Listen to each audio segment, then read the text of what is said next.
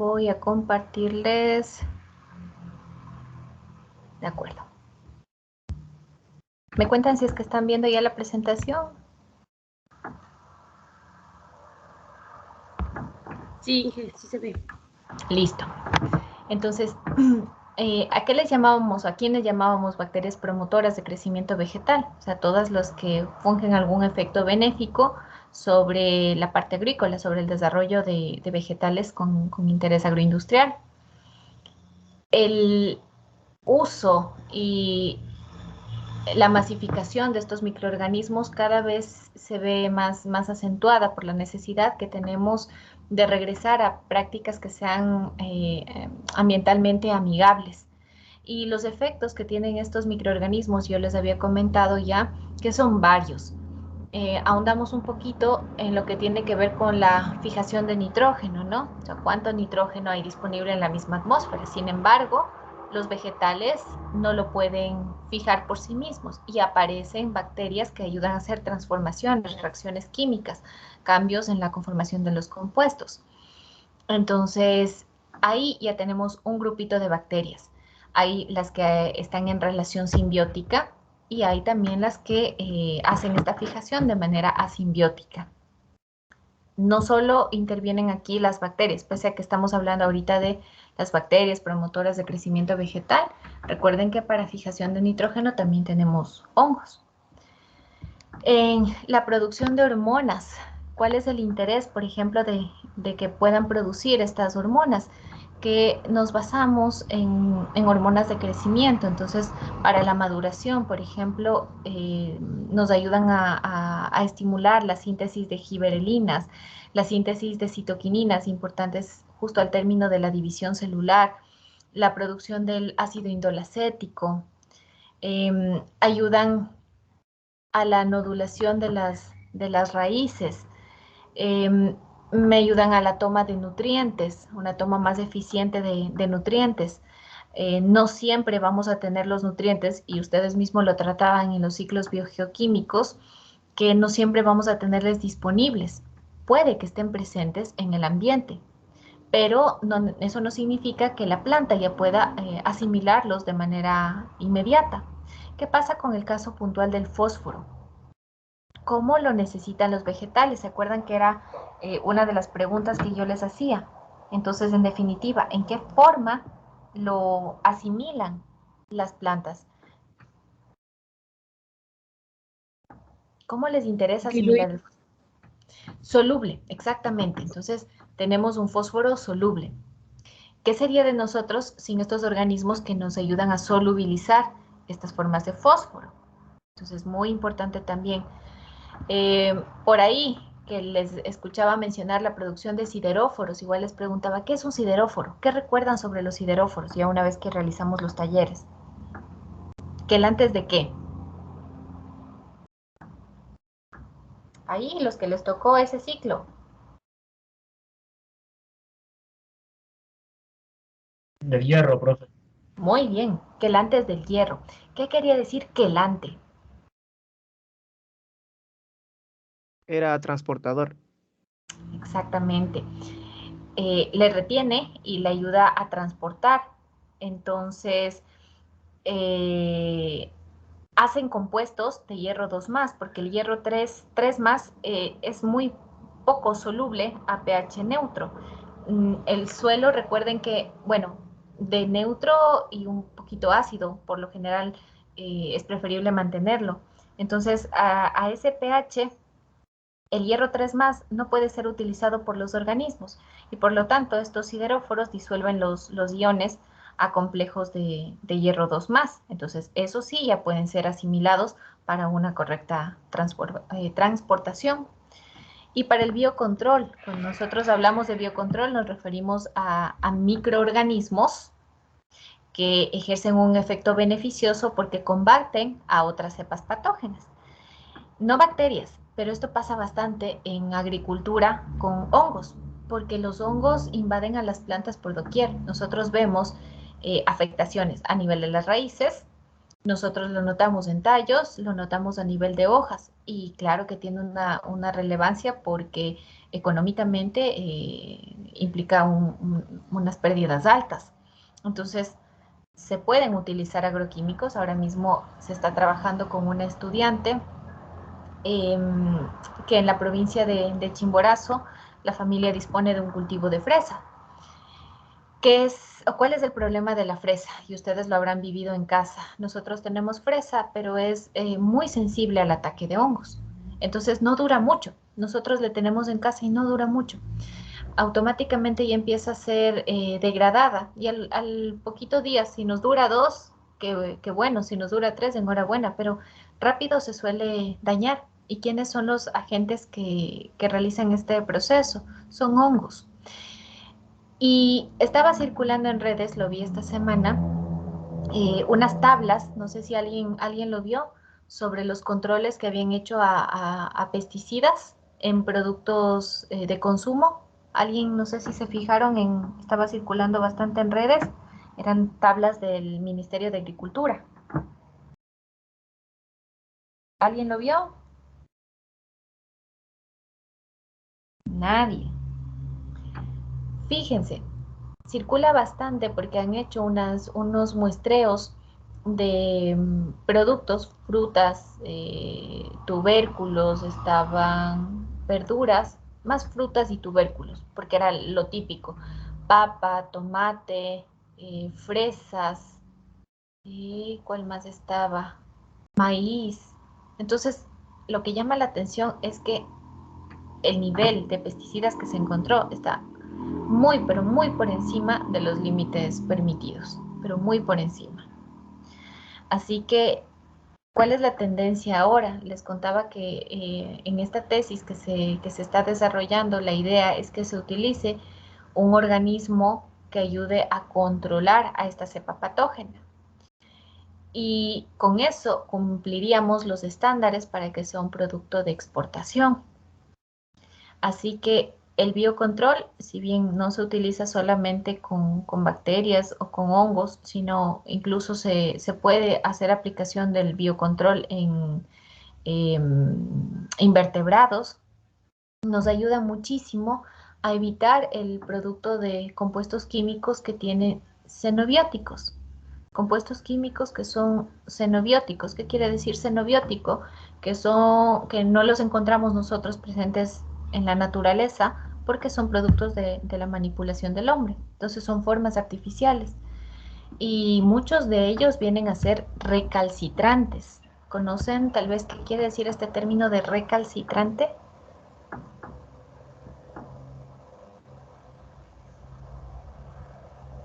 No. Quiere decir que no pueden ser degradados. O sea, ni siquiera los organismos, los microorganismos que tienen el metabolismo más alto, no los pueden degradar. Entonces, cuando hoy, bueno, no en nuestro medio, pero en la actualidad, en otros países, cuando se va a sacar a expendio un producto, va a ser comercializado, tiene que pasar por pruebas. Y una de las pruebas es que ese producto por algún medio tiene que degradarse. Lo último que se quiere es que se encuentre recalcitrancia, es decir, que ese producto permanezca en el ambiente sin poder ser degradado. Muchos de los productos que se expenden obviamente son artificiales, pero aún artificiales, aún como xenobióticos, sí se pueden, son susceptibles de la degradación por microorganismos. Me parece que hay una optativa que siguen ustedes que es bioremediación. Estos son los criterios que uno tiene que analizar el momento de la biodegradación. O sea, a través de qué medios nosotros podemos degradar utilizando microorganismos un determinado compuesto. Entonces, xenobióticos sí son susceptibles de degradación. Metales pesados, incluso no directamente atacarle a los gases, pero sí algunos mecanismos de producción de gases. Entonces es un campo abierto el de la bioremediación. Y en cuanto al fósforo, les decía yo que acá abajo, como se señala, las formas de transformación, los mecanismos por los cuales se transforma el fósforo, incluyen a los organismos que a nosotros nos interesa, que son estas bacterias solubilizadoras, porque lo que se quiere es una forma soluble de fósforo. Entonces ellas solubilizan fosfatos, así que en lugar de estar gastando en estos insumos agrícolas, vienen a ser una alternativa frente al uso de fertilizantes químicos. Tranquilamente van a aumentar la disponibilidad que tendrán las plantas a nivel de suelo. Y esta solubilización es una de las etapas que pueden realizar los microorganismos, porque pueden solubilizar y mineralizar ese fósforo desde fuentes orgánicas como inorgánicas del fósforo que está en el suelo. Así que actúan, en definitiva, como biofertilizantes. ¿De acuerdo? ¿Cómo lo vamos notando nosotros en laboratorio? Nosotros podemos hacer pruebas para saber si los microorganismos, en este caso las bacterias, pueden hacer la solubilización de fósforo.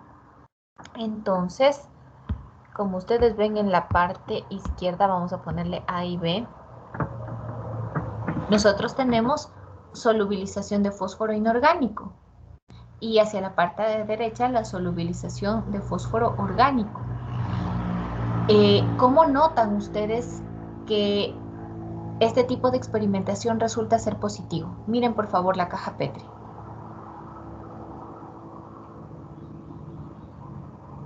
Miren ustedes la caja Petri. ¿Alguien podría mencionar cómo se nota y cómo puede decir, ah, ya, ok, la prueba resultó positiva?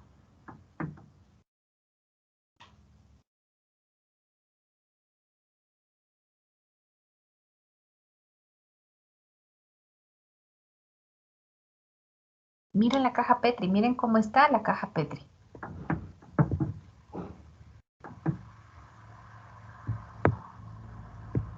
Josué, ¿qué notaría usted? El resultado, la imagen que se muestra, es de una prueba positiva para la solubilización de fósforo, en ambos casos. ¿Cómo se nota a nivel macroscópico? Nosotros tomamos una caja Petri y ¿cómo notamos que nos da un resultado positivo, Josué?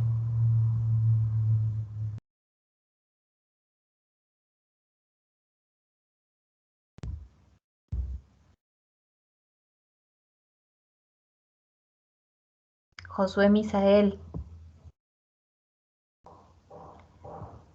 Menos una asistencia. Y verán que ya a este punto se contabilizan las asistencias porque es un requisito para el examen principal.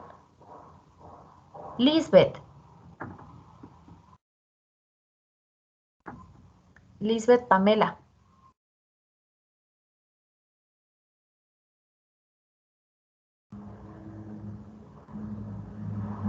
Tampoco.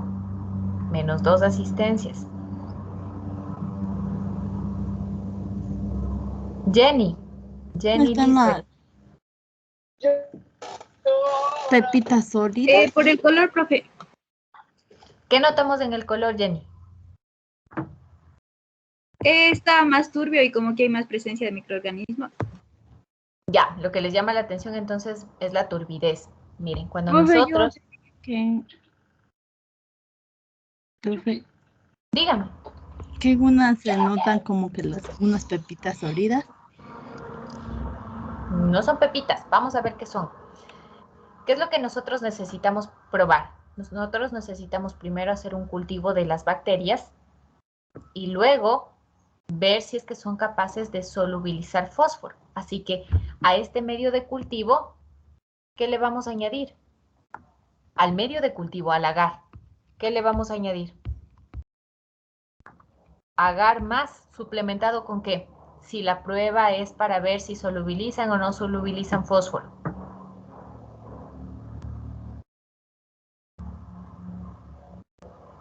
¿Qué le pondremos al agar? ¿Con qué le mezclaremos al agar?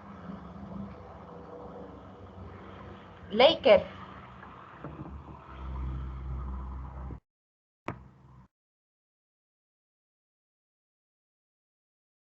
Leiker Cujilema.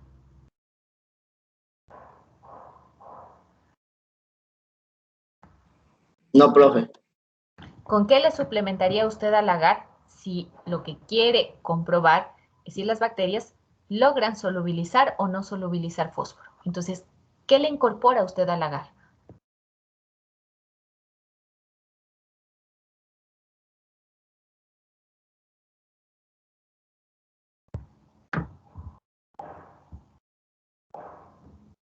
Fósforo, creo. Claro, así es, con seguridad, fósforo. Una fuente de fósforo. Eso es lo que le mezclo al agar. Al agar le combino con fósforo. Muy bien, así que tengo un agar suplementado con fósforo. Siguiente punto. ¿Qué es lo que voy a sembrar sobre ese agar que ya está solidificado? ¿Qué es lo que voy a sembrar?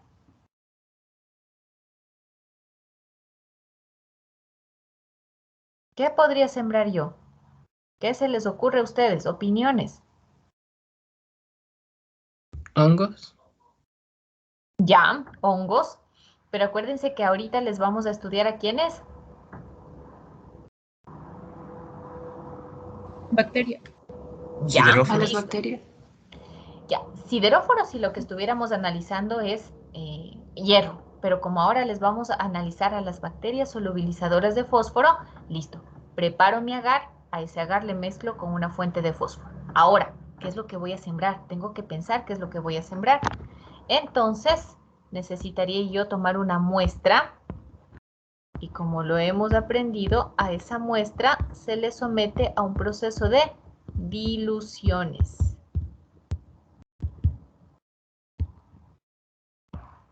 ¿Cuál es el ambiente que estamos estudiando? ¿Agua, aire o suelo?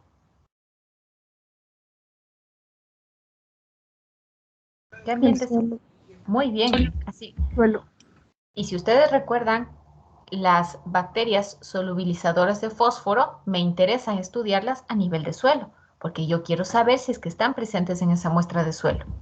Así que, ¿qué tipo de muestra será la que yo utilice para a partir de ella hacer las diluciones? ¿Muestra de qué?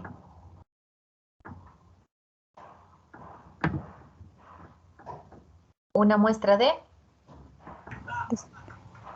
suelo, exactamente, una muestra de suelo. Así que, si yo quiero comprobar que en mi suelo hay este tipo de bacterias, o yo presumo, intuyo que en ese suelo hay ese tipo de bacterias, entonces tomo una muestra de suelo, y lo someto a diluciones. Así que listo. Ahí tendría yo el inóculo.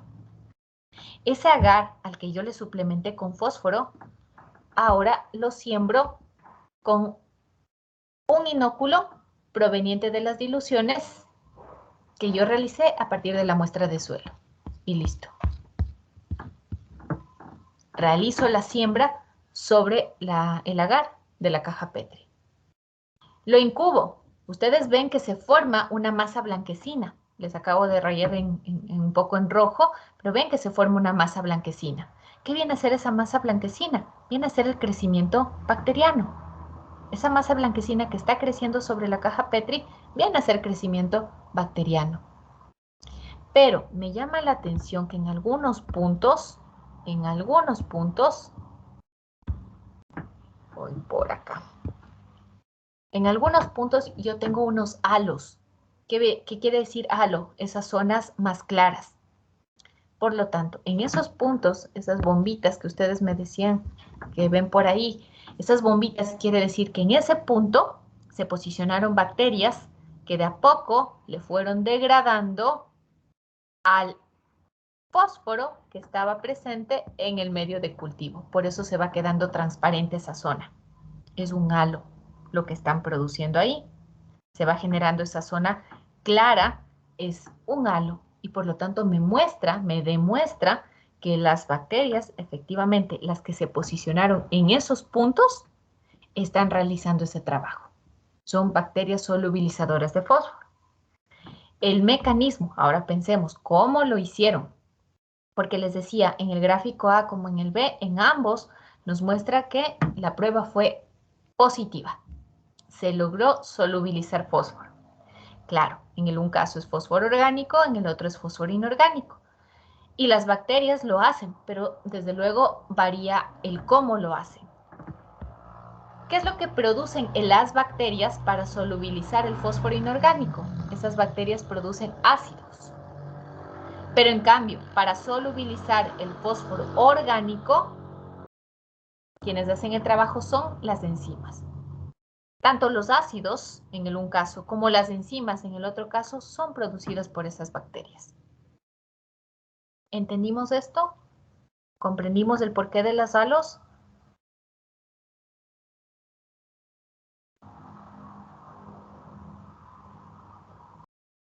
¿Alguna pregunta?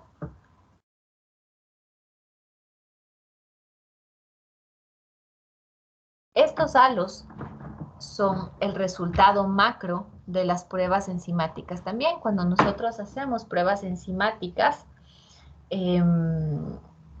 pues nosotros vamos a determinar visualmente, vamos a determinar si el resultado fue positivo. Y pasa lo mismo. Nosotros siempre vamos a notar la presencia de halos, la formación de halos. Si estuviéramos, por ejemplo, estudiando la actividad de las proteasas, veamos, ¿qué serán las proteasas? Acordémonos. Homero David.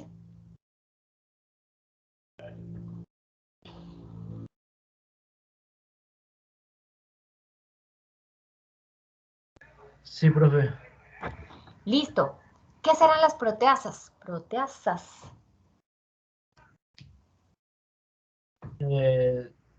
Enzimas en Muy sí bien. que ayudaban a romper ciertos enlaces, si no recuerdo. Muy bien, las proteasas vienen a ser enzimas que degradan, que rompen proteínas. Entonces, cambio el ejemplo. Si es que a mí me interesa estudiar la actividad enzimática de algunas bacterias productoras de proteasas, yo preparo un medio de cultivo. Si ese fuera mi objetivo, yo preparo un agar. Pero al agar ya no le pongo fósforo. ¿Qué le pongo yo al agar? Si a mí me interesa estudiar bacterias que produzcan proteasas, ¿con qué le suplementaría yo a ese agar?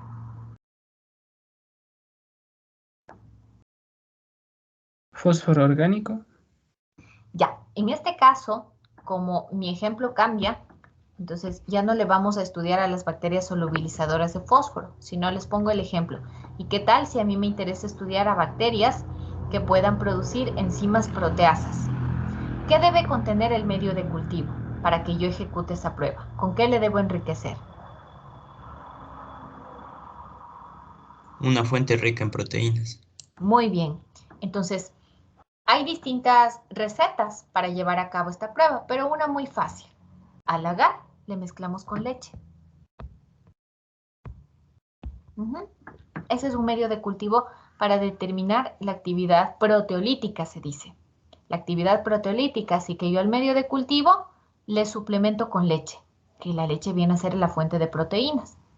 ¿Y cuál es el efecto esperado? Busco una muestra en donde pueden estar bacterias con actividad proteolítica. Pensemos, si fuera su tema de tesis, ¿de dónde me saco yo una muestra en la que estoy casi seguro de que van a haber enzimas proteolíticas? Pensemos un poquito. Pensemos. Piensen ustedes como remediadores ambientales. Un ambiente, una muestra que sea rica en proteínas. En donde estén bacterias haciendo esta degradación de forma natural. Y ese es un problema ambiental incluso. Pensemos en un residual en el que nosotros estemos seguros de que hay bacterias que van a degradar proteína.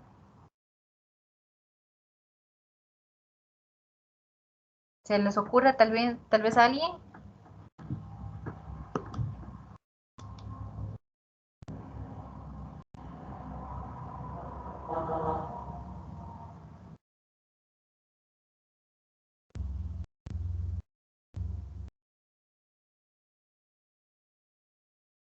Miren, como problema ambiental, nosotros tenemos aguas residuales de las industrias lácteas.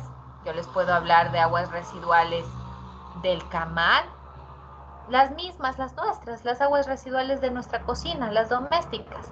Seguramente ahí yo tengo bacterias que están generando proteasas, porque tienen que romper a estos compuestos que les sirve a ellas, desde luego, para obtener energía.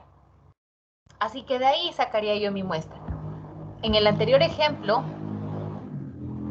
en el de las bacterias solubilizadoras de fósforo, yo les dije que nosotros podríamos tomar una muestra de suelo, porque estoy segura de que en el suelo va a haber este tipo de bacterias. Si cambia mi ejemplo y si lo que quiero estudiar son bacterias solubilizadoras de fósforo, de proteínas, las degradadoras de proteínas, las bacterias que tengan actividad proteolítica, busco otra muestra. Y como les repito, mi muestra puede ser agua residual de una industria láctea, porque la industria láctea genera mucha proteína, las aguas residuales de camal, mis propias aguas domésticas, hay bacterias que tienen actividad proteolítica. Entonces, yo de ahí tomaría mi muestra y la someto a diluciones. Y el inóculo proveniente de esa dilución lo sembraría en el agar leche. ¿Cuál es el efecto que voy a ver? Un halo. Exactamente el halo como nosotros lo estamos visualizando ahí. Y lo que les comento de actividad proteolítica, yo lo podía hacer pruebas de actividad celulolítica también. Sin número de pruebas para determinar la actividad enzimática de las bacterias tienen este mismo protocolo. Nosotros al medio del cultivo le tenemos que suplementar con el ingrediente clave, como el fósforo, como la leche que viene a ser la fuente de proteínas. Si queremos estudiar la actividad celulolítica, nosotros le pondríamos una fuente de celulosa, le suplementaríamos con una fuente de celulosa a ese medio de cultivo. Entonces, tenemos distintas estrategias para que podamos ir analizando esta actividad enzimática. ¿Y cómo lo vemos? ¿Cómo vemos el resultado? ¿Cómo tenemos como resultado macro cuando ya termina el proceso de incubación? Halos. Eso nos demuestra que hubo una degradación, que ahí hubo una degradación. Estas zonas más claras. Actividad lipolítica también es otra cosa que solemos hacer. ¿Con qué suplementamos al agar cuando queremos hacer actividad lipolítica? Con algo que tenemos en casa, que es una mantequilla. Cogemos una mantequilla y con eso vamos haciendo nuestro agar, nuestro medio de cultivo. Y el hecho de agregar, por ejemplo, fósforo, el hecho de agregarle leche, el hecho de agregarle mantequilla, como les decía, eso les convierte estos medios de cultivo en medios de cultivo compuestos, que es algo que también habíamos estudiado. No sé si tienen tal vez alguna pregunta.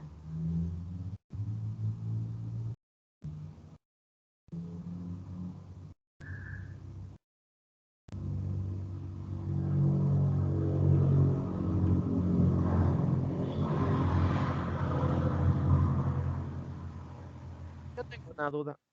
Claro. Lo que se refiere como desecho de las fábricas lácteas es el suero de la leche, ¿verdad? Lo que bota. Uno de los productos que botan, que emanan, es el suero lácteo. Lo emanan directamente o dentro de sus aguas residuales. Depende un poco de cómo esté estructurada la industria, porque a veces separan solamente el suero lácteo y lo mandan directamente a la alcantarilla o a las tuberías o al cuerpo de agua receptor más cercano, pero a veces mezclan con todo. Aguas provenientes de lavado de manos, aguas de baños y demás, todo eso se conjuga y es lo que va a las alcantarillas. Pero sí, uno de los fluidos con mayor carga orgánica viene a ser el suero lácteo. Que el suero lácteo, gran parte de él podría aprovecharse en otros usos. ¿Y qué hacemos con el resto? Con lo que ya no podemos aprovechar, lo tratamos. Y la forma adecuada de tratar esas aguas sería a través de enzimas que tengan esta actividad enzimática justamente, para bajar los niveles de la carga orgánica. Gracias, profe. Listo. ¿Alguna otra duda que tengan ustedes?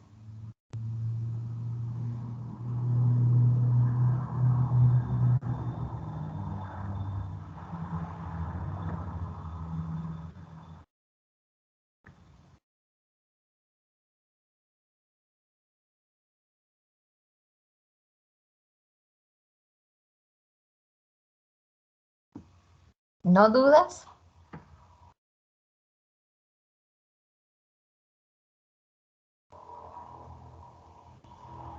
Si no estoy mal, incluso me parece que en un taller, Job, ¿está por ahí? Sí, profe. Listo. Job, si no estoy mal, me parece que en un taller que desarrollaron ustedes hablaban de un medio de cultivo para determinar actividad celulolítica, para hacer pruebas con celulasas. Me parece que fue en el primer taller, creo yo.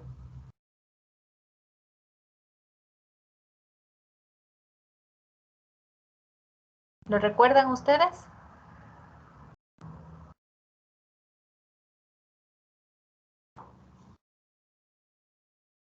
Job, No, no me acuerdo, profe. para que vean que yo sí me acuerdo, porque ustedes hablaban del agar CMC y lo mencionaban varias veces CMC y yo les preguntaba, ¿y qué significa Así ya me CMC? acordé, profe. ¿Mm? Hasta yo le repetí.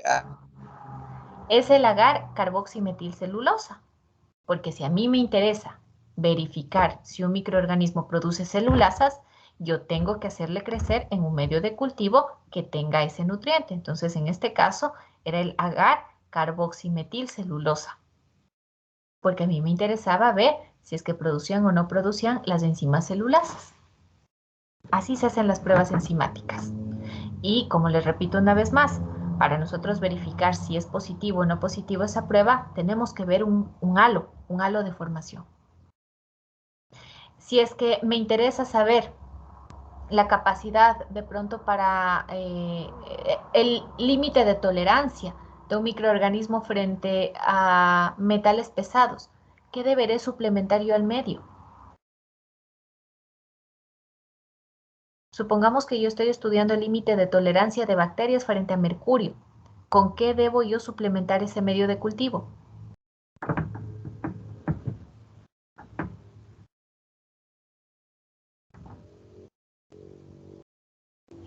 Con mercurio. Claro, exactamente. Si a mí me interesa evaluar el límite de tolerancia de una bacteria frente al mercurio, o sea, cuando hablo de límite de tolerancia es hasta cuánta cantidad tolera esa bacteria sin que el metal ya le represente una toxicidad y le cause la muerte. Entonces, ¿qué es lo que suplemento yo? Suplemento mercurio. Y para hacer esta prueba tendría que empezar desde concentraciones pequeñitas, muy poquito mercurio, aumentar un poquito, un poquito, un poquito. Entonces le someto a la bacteria a varias pruebas hasta ver cuánto es lo máximo de mercurio que toleraría y que ya le causaría un efecto de muerte. Eso también se puede hacer. Y se suplementa para ello el medio de cultivo. O sea, se mezcla el agar con el elemento que nos interesa estudiar. Fósforo, como les decía, una fuente de proteína, una fuente lipídica, una fuente de celulosa, con metales, etc.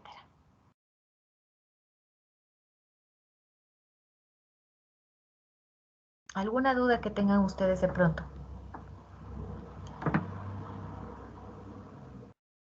Ok.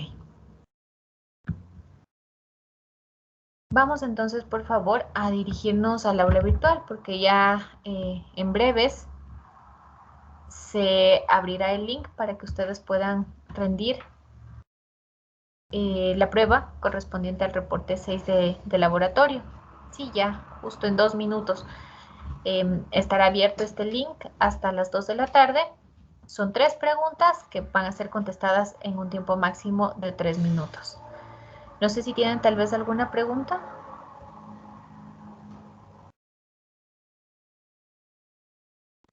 Profe, Díganme.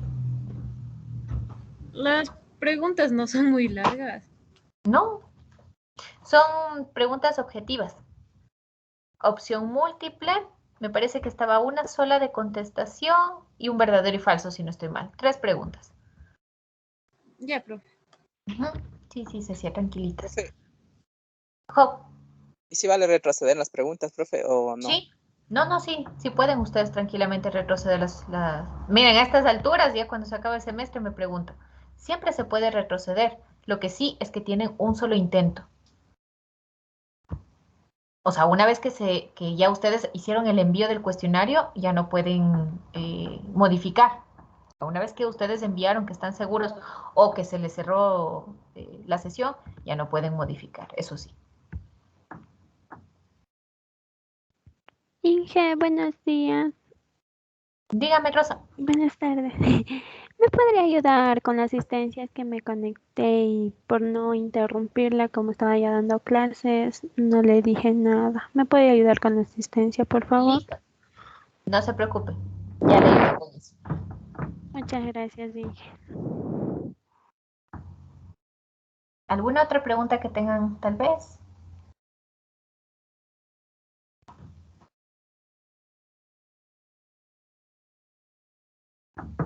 De acuerdo. Entonces, por favor, vamos a rendir esa evaluación y el día de mañana estaríamos rindiendo la prueba del